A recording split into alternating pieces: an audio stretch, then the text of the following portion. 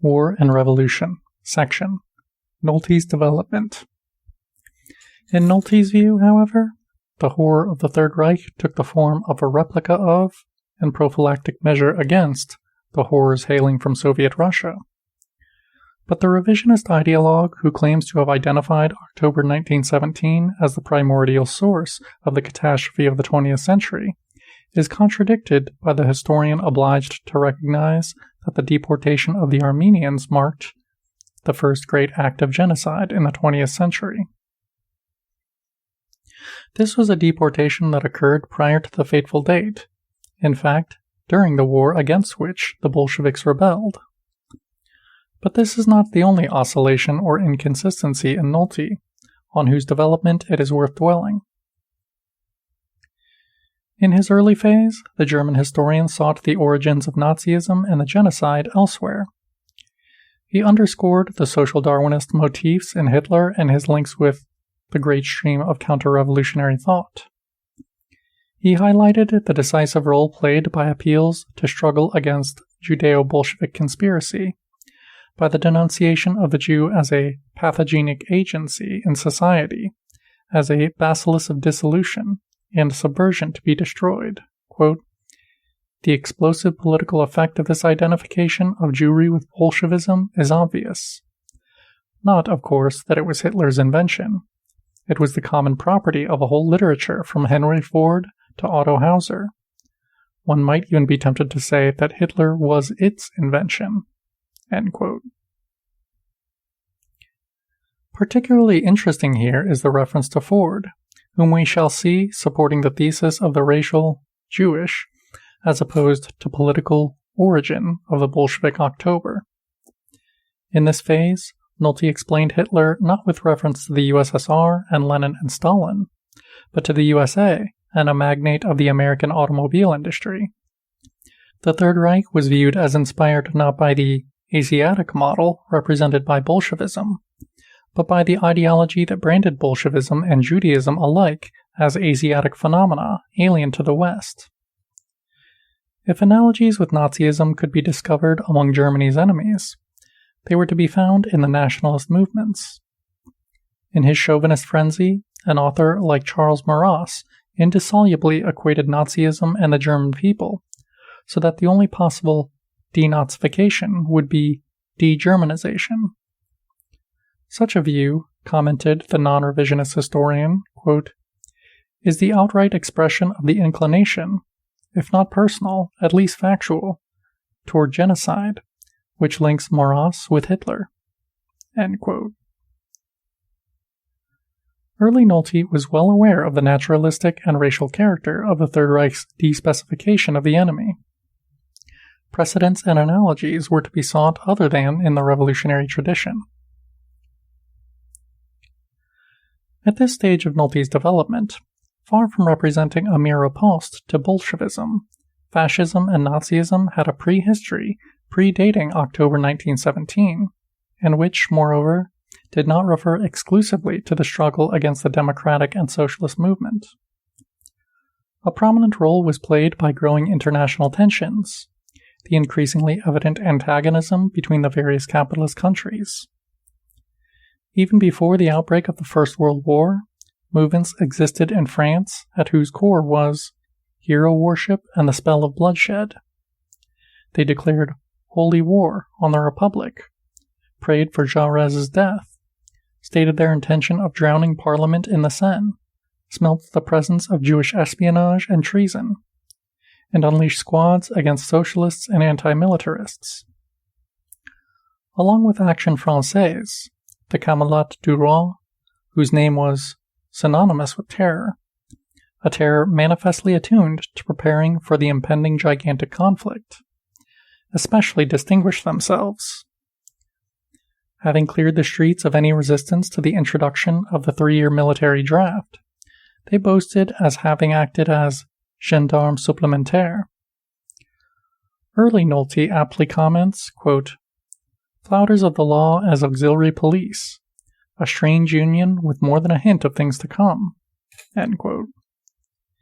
It is clear that the constitutive elements of fascism were already present, and, according to the non-revisionist historian, the original experience of Mussolini's terror derived not from Lenin, but precisely from the Camelots, even if the news of their evil deeds initially filled his Marxist heart with angry contempt. Turning from France to Germany, we see right-wing totalitarianism emerging prior to October in a classical formulation. Nolte is referring to a book published anonymously in 1912 by the president of the Pan-German League.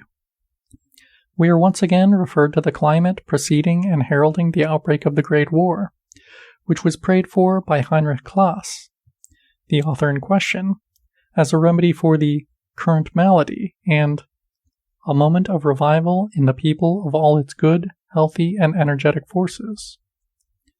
The forces it required to decisively repulse the democratic movement, if necessary by a coup d'etat. No doubt the war with the other powers would prove hard and difficult, and it might end in defeat and increased chaos. But people should not be unduly concerned about this. The powerful will of a dictator would ensure the restoration of order and prepare for revenge after having swept away Jewish socialist propaganda for a revolution intended to destroy the German people forever. Only a catastrophe serving to liquidate the Jewish ferment of decomposition and socialist and Jewish dissolution could pave the way for a real renaissance of national policy. Such talk, which seems to prophesy Nazism and offer a clear statement of the justification for Hitler's regime, is clairvoyant and sinister. At stake was averting the threat of annihilation that Jews and socialists posed to Germany. This ideological theme of counter-annihilation, not taken seriously by early Nolte, is at the heart of his subsequent reading of the 20th century.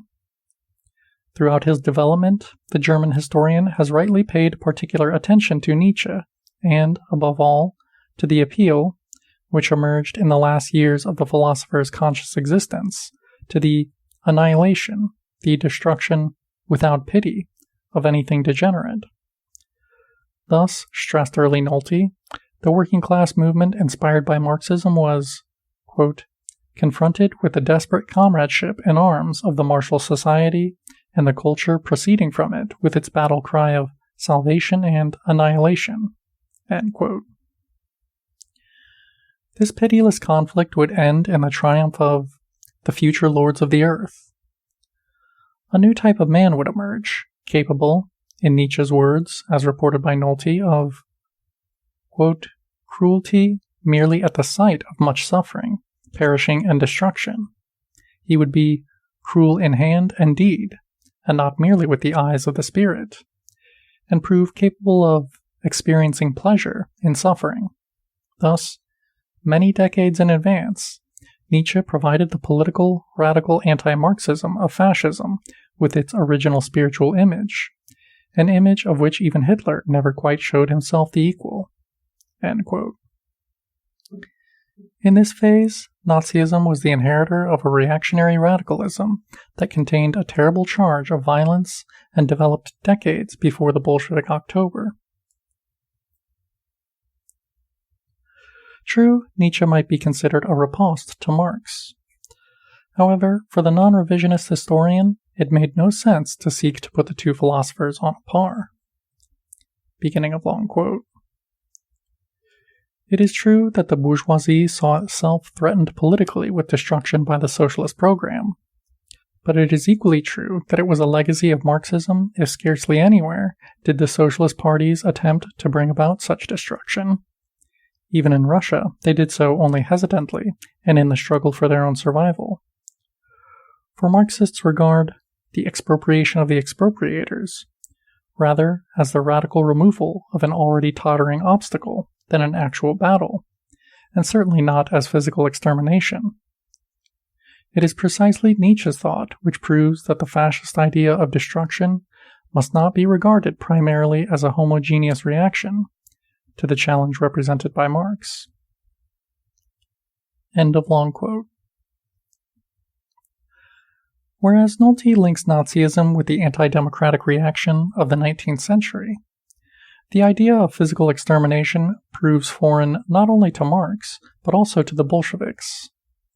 Some years later, although correctly underscoring the horror of the Gulag, when reporting the assertion of a Bolshevik newspaper that, quote, "Our war is not directed against individuals, but we seek to destroy the bourgeoisie as a class," end quote.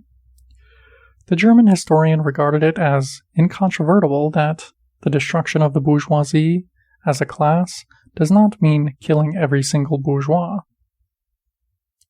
Shortly before his revisionist turn, Nolte defined the Bolsheviks as the greatest force of planned destruction, but entered two important caveats.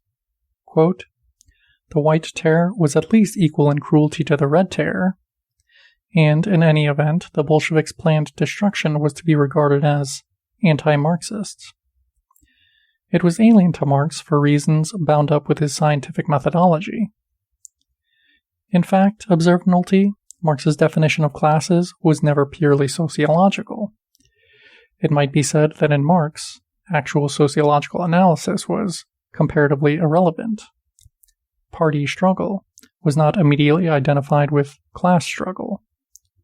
Depending on the circumstances or conduct, the same social group or individuals from the same social group could be included in the category of proletariat, lumpenproletariat, or plebs. The same was true of the bourgeoisie. Elements from its ranks could become part of the working class movement, even leaders of it. The category of class genocide, which subsequently became the warhorse of historical revisionism, is exposed here as a nonsense. What defines genocide is precisely the irrelevance of the conduct of the individual, naturalistically included in a group whose fate he or she simply cannot escape. In today's historical revisionism, there is no reference to Maras and Ford. It is a question of exclusively indicting the revolutionary tradition from 1789 to 1917. In tracing the history of conspiracy theory, Thierret establishes a dizzying line of continuity between the French Revolution and Nazism. The aristocrats and class enemies sniffed out first by the Jacobins and then by the Bolsheviks become the Jews who were the object of Hitler's paranoia. Not a word is spent by the French historian on his esteemed Burke, who was among the first, as we shall see, to detect a Jewish hand in the unprecedented events across the Channel. Little or no attention is paid to the extraordinary vitality of the myth of the Jewish conspiracy supposedly underlying revolutionary upheavals. In the course of the struggle against the October Revolution, this myth celebrated its triumph not only in Germany, but throughout the West. The initial head of the crusade against the Judeo-Bolshevik conspiracy was Henry Ford, the American automobile magnate. To foil it, he founded a paper with a large print run, the Dearborn Independent. The articles published in it were collected in 1920 in a volume entitled The International Jew, which immediately became a reference point for international anti-Semitism, to the extent that it probably did more than any other work to make the Protocols world famous. Much later, front-rank Nazi leaders like von Schirach and even Himmler claimed to have been inspired by Ford, or have started out from him. In particular, the second recalls having understood the Jewish danger only after reading Ford's book. For Nazis, it came as a revelation.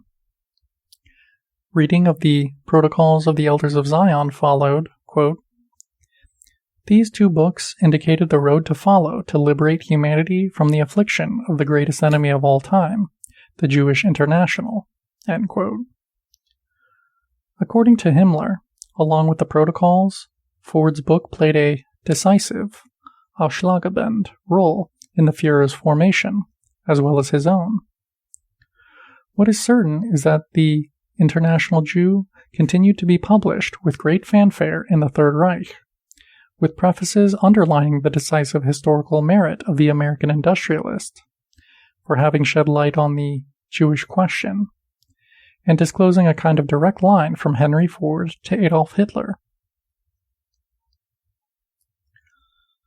Blithely ignored by Furet, all this is allowed to lapse by the later Nolte, committed as he is to the goal of Germany's readmission into the authentic West. Attention must now be concentrated exclusively on the East. Everything is clear.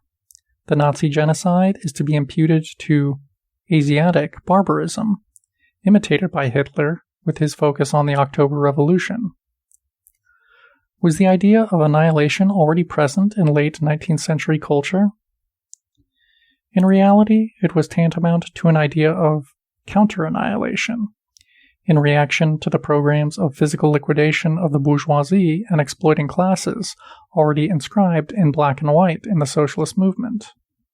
Quote, with the Bolshevik Revolution, for the first time in European history, a negation of the right to existence, not only in theoretical terms, but in historical reality, came to fruition.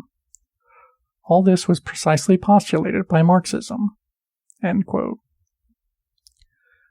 First Nietzsche, then Hitler, reacted to the threat of annihilation. The Antichrist responded to the Manifesto of the Communist Party, just as Mein Kampf took up the challenge of the state and revolution. End section.